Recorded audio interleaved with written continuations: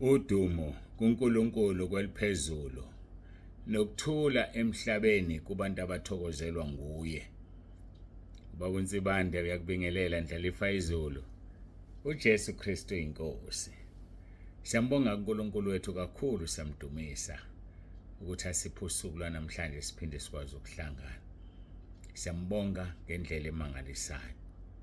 Hawu siyambonga, muhle uNkulunkulu wethu, uyinqaba ngosuku lokuhlupheka. Uyabazi abaphephela kuyena. Nahume 1 uverse 7. Ake sikhulume kancane sidlule kule ndaba. Impi ebesibhekene nayo ngephasika ibinkulu kakhulu. Ibinkulu ngoba uSathane phela izinto uyazazi. Wawuza umkhosi wethu wawushube kangakanani. Wawuza umkhosi wethu ukuthi ubunamandla angakanani. Wawuzwa umkhosi wethu wayesezama naye ukukhuphula izinga. Into enhleke uma umuntu ekhuphula izinga, uNkulunkulu liphakamisa kakhulu abesengafinyeleli lapho. Besihlaselekile ngendlela emangalisayo. Ekuhlaselekeni kwethu futhi ubebonakala uNkulunkulu ukuthi ukhona. Kunedimoni ebelifikile lihamba ngeenyawo zalo, elibonakalile kubantu ababili. Inkinga bekuwukuthi lo muntu ubengakaze abonakale ngolesine, ngolesihlanu ubonakale ngomgqibelo kuphela enkonzweni. Emva kwalokho sekuphumile inkonzo futhi akabonakalanga. Ubezosebenza nje kuphela. Uhlanganile nenceku kaNkulunkulu etoilet ngesikhathi iqeda ukushumayela yakwamnikathi, wahlangana nayo khona. What a coincidence. Okukhombisa khona ukuthi bekungena umuntu lo wenyama, kodwa uSathane ubekhona ehamba ngeenyawo zakhe. Angizongena ukuthi bathini kwenzakalani, kanti ubonakele futhi enkonzweni kuguquke ukukhulekwa emile yena, emile ebheke ngakubantu. So besemsebenzini kusho ukuthi kwase kuba khona ozizwe esindeka in such a way ukuthi wavula amehlo. Mayevula amehlo, ubani lo umile lo? Angaze ngimbone la enkonzweni. Angaze ngimbone zonke lezi insuku. Emva kwalokho mase kuphuma inkonzo yambheka akamboni futhi. So izinga belinzima. Engingakusho ilokhu. Sisebandleni likaNkulunkulu, akungabazisi lokho. Uma futhi umkhonzile uNkulunkulu ngendlela efanele uzongena ezulwini ugijima. Uzwile abebekhuluma befakaza, umzwile naloyo okhulumile ukuthi ibandla lokugcina atshelwa ngalo ukuthi ibandla lokugcina leli uzolikhonjiswa ngalazi kwathiwa kalilinde. Ziningi izinto ezikhulunyiwe nabanye ababonile izinto abazibonile. Ngithe izolo ngithanda ukungena kuzona ngoba zithinta mina. Kodwa ngifuna ukusho ukuthi bazalwane besihlaselwe ngendlela ebuhlungu. Siyakholelwa ukuthi yiwo la madimoni afika poisonisha ukudla abantu bakhishwa izisu. Sisemkhulekweni ukuthi uNkulunkulu asisize ukuthi ngokuzayo sizokwenza njani. Ukudla kwathi kuzofanele kugadwe mhlambe intercessors athile. Uma ukudla kungakasetshenziswa sekufikile lapha azokukhulekela kungakafiki kubantu. Kodwa ke sisazoxoxa. Angazi uma umama usebele nayo meeting nekomiti le-catering. Bengicelile ukuthi abe ne-meeting babonisane ukuthi bazokwenza njani. Isithinte kakhulu indaba eyenzekile ngendlela emangalisayo, kodwa ke siyamkholwa uNkulunkulu. So izinga uNkulunkulu asibeke kulona, uSathane uzama ukulikhava. So soba nezinto amanye amabandla angenazo ngenxa yokuba umkhumbi ohambayo. Umkhumbi ohambayo ohlangana nezivunguvungu, kodwa umkhumbi omile opakile lapha eThekwini eHabha hayi awunankinga. Kodwa uma uhamba uba nezivunguvungu. Babuye bakubekeke bathi imoto ehambayo ikhonkotha izinja, kodwa emile ziyayichamela. So ke siyimoto ehambayo. Hayi siyahamba khona kuba impela kakhulu. so akukuhle kwabanye abantu abanomonaki. Kodwa ke siyamthemba thina uNkulunkulu, asinandaba nakho konke okunye ngoba ushilo usithembisile ukuthi uzohamba phambi kwethu. Akho lutho leyomelana nathi, nani ngicela nibambelelo. Akho umuntu ozofa abulawa upoison wokudla ube kufakwa amadimoni, hayi ngeke. Siyambonga uNkulunkulu wethu. Hayi-ke ake ngiguqe ngikhuleke khona sizokwazi ukuqhubeka nenkonzo yethu. Ngibuka isikhathi siyaqhubeka siyahamba, kodwa bekufanele ngicacise lento ngoba uNkulunkulu seyambulile ukuthi hayibo bengena umuntu lo abantu abebehlangana naye bekuyidimoni kodwa seli umuntu. Phela khona abantu abaphiwe amehlo kamoya okubona izinto ezingabona, bese kuba elinye ke leli elilalisa abantu ebevele kuyidevil worship nje befikile ke siqu sayo ikhona yalalisa abantu njengale yayifike ngo2023 yalalisa abantu. So kusho ukuthi ke mhlawumbe isikhathi sizobona kuzo extendwa yini, abantu sithi abafike ngo4 bese ke kuze ngo3 sibambe isiguqo sibambe intercession. Angazi ngempela ngisathandaza uNkulunkulu uzosinika iqhinga kodwa sidinga intercession. Noma kuzodingeka iphasika libanjwe izisu zingadlile, noma umkhosi wethu kuzofuneka uphele sekuzofikwa ephasikeni, noma kuyiphi inkonzo ungasheshi uphele umkhosi esikhulekela kuyona inkonzo. Angazi uNkulunkulu sasokhuluma, sikhonza uNkulunkulu okhulumayo. Nawe thandaza lapho khona zizohlangana izinto kodwa sikwaziyo ukuthi siyanqoba ngenkosi yethu uJesu Kristu ophilayo. uJesu Kristu inkosi. Angiguqe ngikhuleke, guqa nawe lapho kanye nami.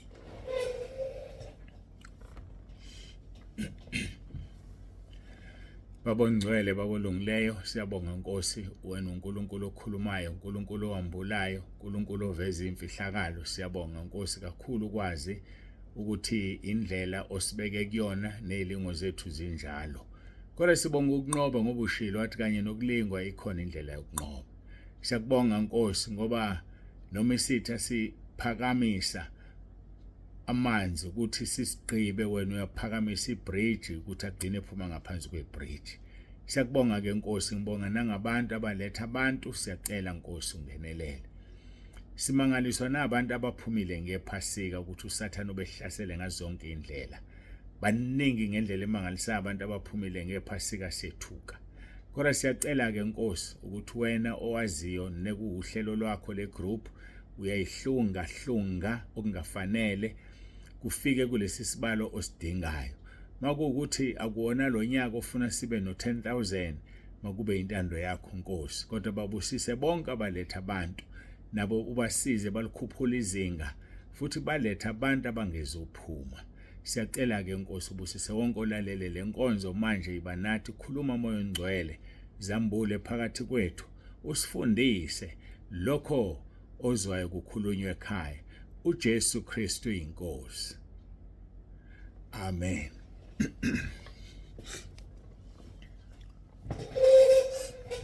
Siyambonga uNkulunkulu wethu kakhulu bangcwele, siyamdumisa, akekho fana naye, akekho njengaye. Hayi uNkulunkulu ophilayo lo esimkhonzayo, uNkulunkulu ophilayo. Asiyezwini lenkosi khona into engiyithintile emkhulekweni sibalekile, bengithi ngizoyikhuluma abantu abaphumile kusukela ngoLesibili, ngoba ngiqoqa ukuthi kusukela ngoLesibili engasangiba ngisawuthinta uWhatsApp. Kusukela ngoLesibili kuze kube izolo bangaphezulu ka120, more than 120 abantu abaphumile. uNkulunkulu akanisizeke nawe ubungakazi uletha abantu, letha abantu. uSathane uyasebenza manje, uyayishaya igroup uyasebenza. Kodwa ke futhi kolunye uhlangothi mhlawumbe uNkulunkulu wethu uyahlunga. Singakujabulela uma kuwukuthi kuhlunga yena, uyahlunga ngempela futhi. So ke ngakho ke bazalwane, yazini ukuthi kulezi insuku kuphuma abantu abawu120 basibuyisela phansi. Hayike akulutho ke besishilo masicela uNkulunkulu kuba nabantu abawu10,000 sathi kube intando yakho kungabi ngeyethu. uNkulunkulu ke akahluleki. Ngiyacela ke siyezwini lenkosi siyashintsha namhlanje siyaphuma kuMateyu chapter 5 verse 5 sesiya kuMateyu chapter 5 verse 6 singena kuverse 6 ke manje.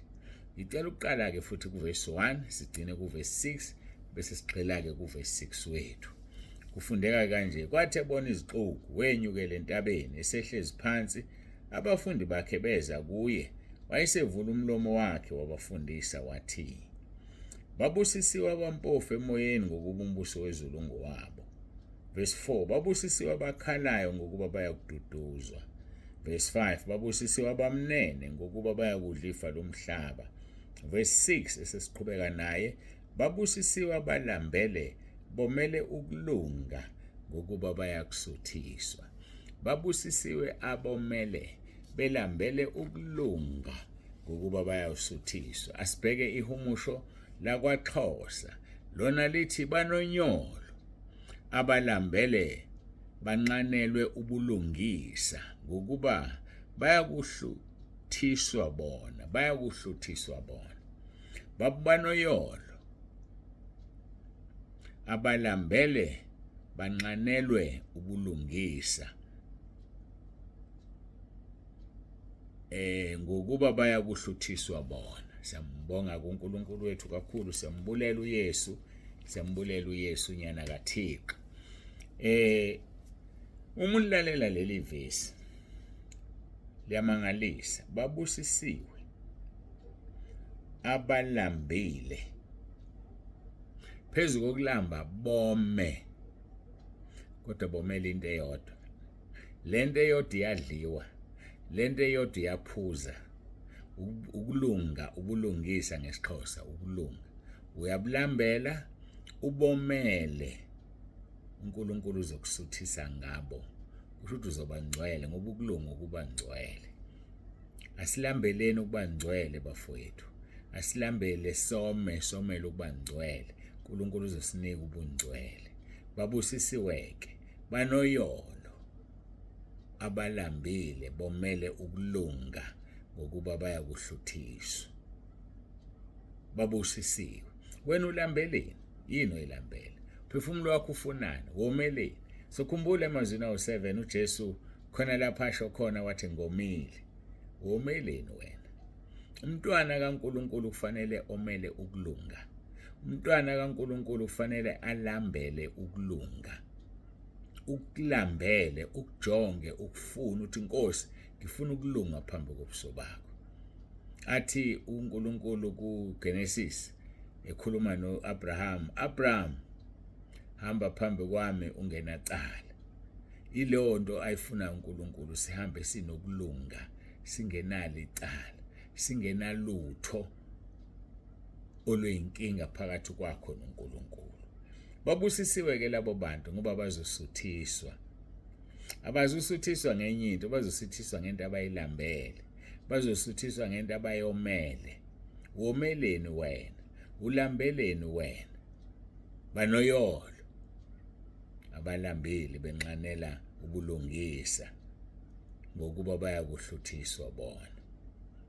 Banoyolo, babusisiwe. Ulambeleni ke wena? Womeleni wena? Kuyomiwa uma ufunda uJohn chapter 6, uJohn chapter 6 verse 35, uJesu uthi, ngiyisinkwa sokuphila. Ngiyisinkwa sokuphila. Hayi uthi ngikucaphune kahle, ngifuna ukulikhotha kahle, ake ngilivule kuhle, ngilivule. Uthi uJesu, mina ngiyisinkwa sokuphila, ozayo kimi kasoze alamba, nokholwa yimi kasoze oma. Busisi umuntu olambile omele ukulunga ngoba uzosuthiswa. So woza kuJesu ngeke usalamba, woza kuJesu ngeke wome. Sho njalo John chapter 6 verse 35 uthi uyisinkwa sokuphila.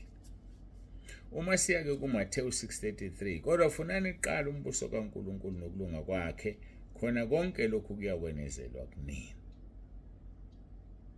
Kukhona ukuthi uyifuna into kodwa ungayilambele. Kukhona futhi ukufuna into kodwa ungayomele.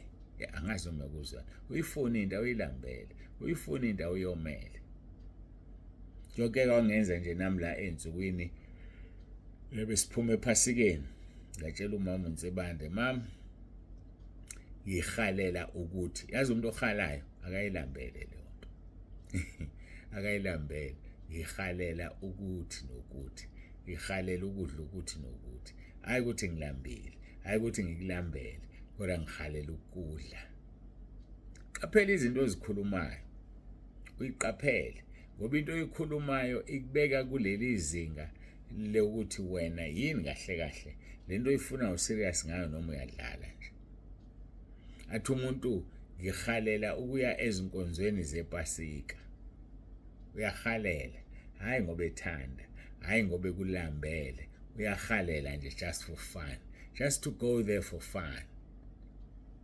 uNkulunkulu uyabhala uyaloba ngendalo yakhe so basikubusisiwe abalambele bomela ukulunga ngoba bazosuthiswa so singomeli izinto eziningi bafowethu ngoba kuzosenza singasuthiswa singomeli nje izinto eziningi asibe nokwazi ukuthi babusisiwe abomile belambele ukulunga ingakho ke lithi funani qala umbuso kaNkuluNkulu nokulunga kwakhe khona konke lokhu kuyonezelwa nina kukhona ukufuna into kodwa uyilambele kukhona ukufuna into kodwa awuyomele ake someleni ukulunga manje umuntu omele ukulunga usuku nosuku malishona ilanga uyazihlola athi Nkosi akukho nengone ngakho namhlanje acabange kusukela ekseni nabantu akhulume nabo nezinto azenzile izinto azicingile kuze kuzofika intambama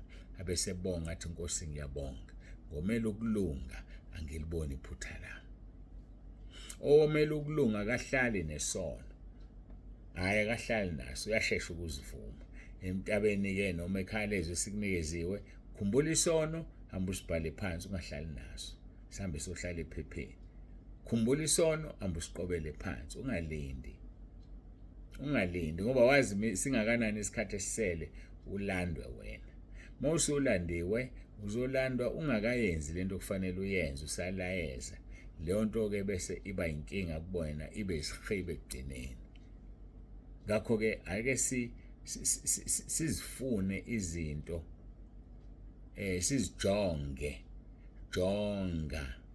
jonga mntaka baba uNkulunkulu uzokusiza ujonge kukhona futhi ukufuna ukudla ungakulambele lokho engiqeda ukukhuluma ngakho ukufuna nje ukudla mhlawumbe athi yazi ngithanda amasi ngikhumbula amasi akalambile lo muntu kodwa nje ufuna amasi ubusisiwe olambile omele ukulunga ubuzosuthiswa kanjalo ke kukhona ukufuna amanzi ungawomele uwafune kodwa uwomele ufuna amanzi awomele ufuna ukuphuza kodwa womile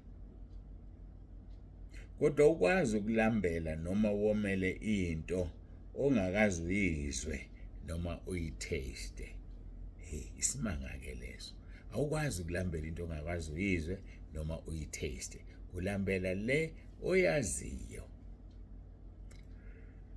so ngamanye amagama istep sokuqala ukuvuma izono vuma uJesu uthola ukulunga khona uzokwazi ukuba njani ukukulambela nokukomela awukwazi ukulambela into ongakaze ube nayo noma uyidle sikhuluma ngokudla la vele uthulambela isitshulu saseChina awusazi ukuthi sinjani awazi usibona cha uNkulunkulu ke akasize bafowethu babusisiwe ke abalambile bomela ukulunga ngoba awukwazi ukulambela noma uwomele into ongakazi uyizwe noma uyitaste lolu hlobo ke lwabantu luyasuthiswa lolu hlobo lunjani abalambile bomela ukulunga uyabasuthisa uNkulunkulu awuthandi wena uNkulunkulu akusuthise awuthandi sondela kuyena umtshela womile womela ukulunga asomeleni ukulunga bafowethu, ngoba kusemqoko ukomela ukulunga ngoba uzosuthiswa ngabo. uNkulunkulu uyasithanda, uNkulunkulu akabe nathi abusise ukufundwa kwezwi lakhe. Babusisiwe-ke abalambile bomela ukulunga, lolu hlobo lwabantu luyosuthiswa. Ungabambeleli kokwakho ukulunga, ungabambeleli kokwakho ukulunga, kodwa funa lokhu okuvela kuNkulunkulu ngokukholwa kuJesu, hayi lokhu kwakho okuvela kuNkulunkulu ngokukholwa kuJesu. Yilokhu kulungako okuzosisiza. Siyambonga uNkulunkulu wethu kakhulu, siyamdumisa. Mangibuka isikhathi kufanele sifike emaphethelweni enkonzo.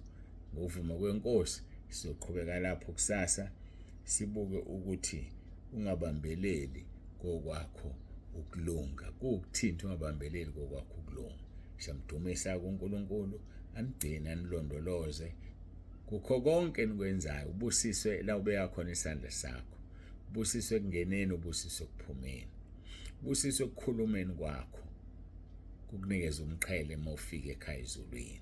Siyambonga kuNkulunkulu uJesu Kristu oyinkosi. Masithandaze.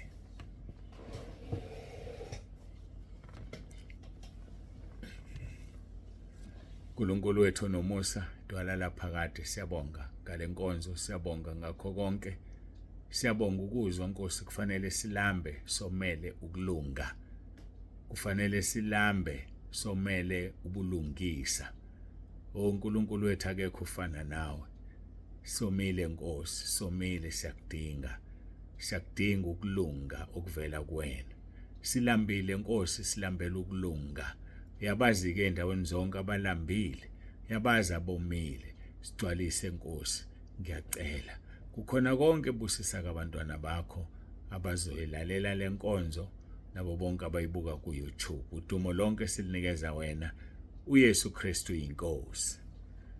Amen.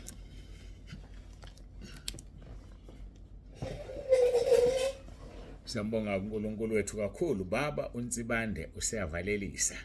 Dlalifa izulu ngithi uJesu Kristu uyinkosi.